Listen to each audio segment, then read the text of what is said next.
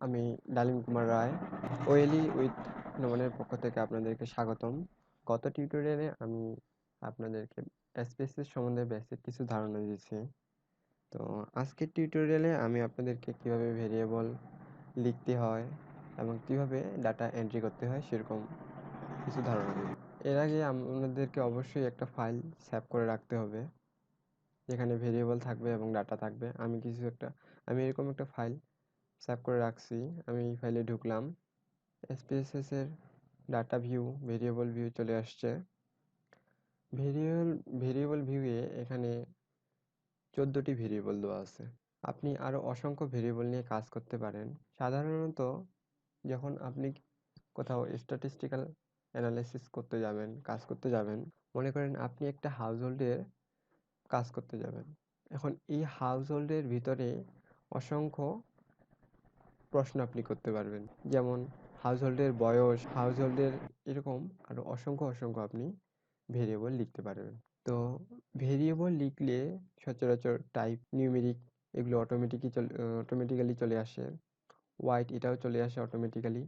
Decimal আপনাকে দশমিকের পর আপনি কতগুলো সংখ্যা নেবেন তার উপর নির্ভর করবে। লেভেলস অবশ্যই লিখতে হবে, যেহেতু ভেরিয়েবল আমরা সংক্ষিপ্ত রূপে লিখতেছি।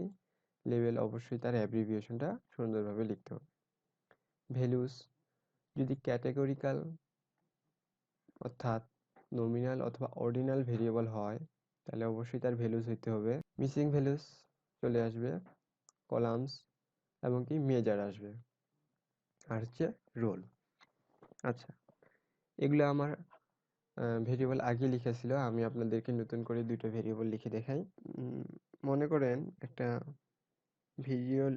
ভেরিয়েবল লিখলাম হেলথ স্ট্যাটাস, যার ভেরিয়েবল নেম দিলাম আমরা HSTUS। এটা আপনি যদি একটু নিচে ক্লিক করেন, দেখবেন যে অটোমেটিক্যালি নিউমেরিক চলে আসবে, হোয়াইট চলে আসবে, ডেসিমালস। হেলথ স্ট্যাটাস কখনো দশমিক আসবে না, এই জন্য এটাকে আপনি শূন্য করে দিবেন। এখন এখানে দুটো বাটন আছে, একটা উপরে একটা নিচে। আপনি নিচে যত আসবেন তত কমবে, আর উপরে যত যাবেন তত বাড়বে। আমরা এটাকে শূন্য করে দেব। এখন HSTUS এর লেভেল হচ্ছে আপনার হেলথ স্ট্যাটাস। আমরা হেলথ স্ট্যাটাস লিখি।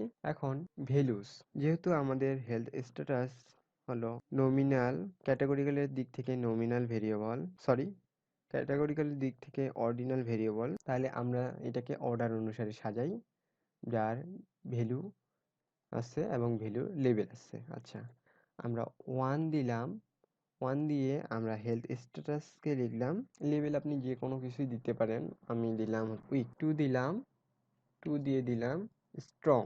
এভাবে আমাদের অর্ডিনাল বা নমিনাল যখন ভেরিয়েবল আসবে, তখন আমাদের অবশ্যই ভ্যালুসে গিয়ে ভ্যালু দিতে হবে এবং ভ্যালুর সাথে অবশ্যই সেটাকে লেভেল অনুসারে প্রকাশ করতে হবে। ওকে, এবার যেহেতু আমাদের এটা হেলথ স্ট্যাটাস হলো অর্ডিনাল ডেটা, অর্ডিনাল ভেরিয়েবল, অবশ্যই আমাদের এখানে অর্ডিনাল ক্লিক করতে হবে। এই যে আমরা এরকম করে একটা ডেটা সিলেক্ট করলাম। আমরা যদি হাউসহোল্ডের এটা তো গেল হচ্ছে আমাদের ক্যাটাগরিক্যাল ভেরিয়েবল। আমরা যদি এখন ইন্টারভ্যাল বা রেশিও কোনো ভেরিয়েবল লিখতে চাই, তাহলে আমরা একটা নতুন ভেরিয়েবল লিখি আইকিউ ফ্যামিলি, যেটাকে আমরা বলতে পারি যে আইকিউ টেস্ট ফর ফ্যামিলি। নিচে ক্লিক করব, নিচে ক্লিক করলে অটোমেটিক্যালি নিউমেরিক চলে আসে। এটাকেও আমরা 0 করে দিলাম। এখন এই আইকিউ টেস্ট ফর ফ্যামিলি লিখি। যেহেতু আমাদের এটা হচ্ছে যে ইন্টারভ্যাল ভেরিয়েবল, সেহেতু এখানে আমাদের কোনো ভ্যালুস লাগবে না। আচ্ছা, কিন্তু আমাদের মেজার অবশ্যই লাগবে এবং সেটা আমরা স্কেল করে দিব।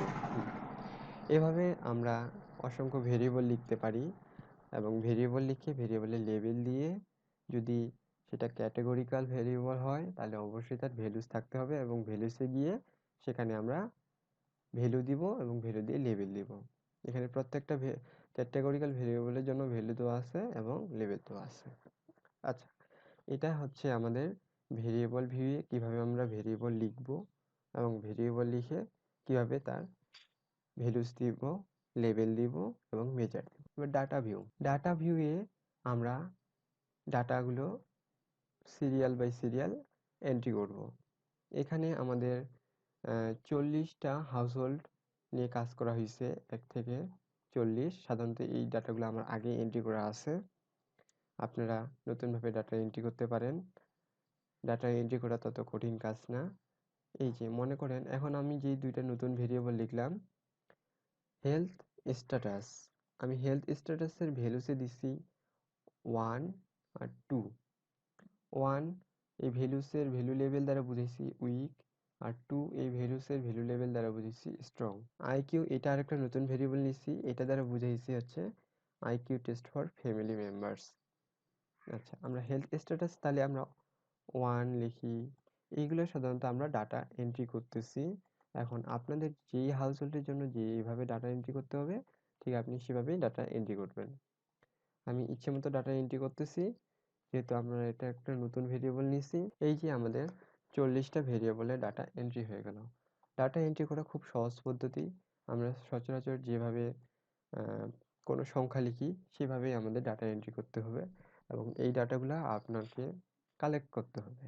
কালেক্টরে অবশ্যই লিখতে হবে। হ্যাঁ, এটা আমরা লিখলাম এইচএসটি, অর্থাৎ হেলথ স্ট্যাটাসের এগুলো হচ্ছে ডাটা। এরকম করে আমরা আইকিউ ফ্যামিলি মেম্বার্স এরও ডাটা এন্ট্রি করতে পারি। কার আইকিউ কত, এটা গেল আমাদের ডাটা ভিউয়ে ডাটা কিভাবে আমাদের এন্ট্রি করতে হয় সেটা। এখন আমরা ভেরিয়েবল লিখছি, ডাটা ভিউয়ে এসে ডাটা লিখছি, ডাটা এন্ট্রি করছি। এখন আমাদের অবশ্যই ফাইলটা সেভ করতে হবে। ফাইলটা সেভ করার জন্য আমাদের ফাইলে যেতে হবে। ফাইলে গিয়ে সেভ এস, সেভ এসে ক্লিক করতে হবে। ক্লিক করার পর এখানে একটা ফাইল নেম দেখাচ্ছে। ফাইল নেম যেহেতু এটা আমি আগেই সেভ করে রাখছি, সেহেতু আমার এটা সেই ফাইল নেমই আসছে।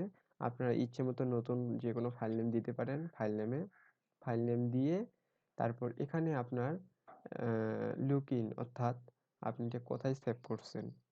আমি এটা আমার এক টিচারের নাম দিয়ে সেভ করছি। আপনি এখানে বিভিন্ন ধরনের ফোল্ডার দেখাবে আপনাকে, ডেস্কটপ বা ডকুমেন্টস, আপনি যে কোথাও সেভ করতে পারেন। হ্যাঁ, তারপর সেভ দিলেই অটোমেটিক্যালি চলে আসবে। আপনাদেরকে অবশ্যই ইয়েস করতে হবে, যেহেতু আমার এটা আগেই সেভ করা ছিল, আমাকে এই জন্য do you want to replace it দেখাইছে। আমি এটা নো করে দিলাম, কিন্তু আপনাদেরকে অবশ্যই ইয়েস করতে হবে। এই হলো আজকের টিউটোরিয়ালে আমাদের কিভাবে ভেরিয়েবল লিখতে হয় ভেরিয়েবল ভিউতে গিয়ে, এবং কিভাবে ডাটা ভিউতে গিয়ে ডাটা এন্ট্রি করতে হয়। ধন্যবাদ সবাইকে আমাদের নেক্সট টিউটোরিয়াল দেখার জন্য। আপনাদেরকে অগ্রিম শুভেচ্ছা। ধন্যবাদ।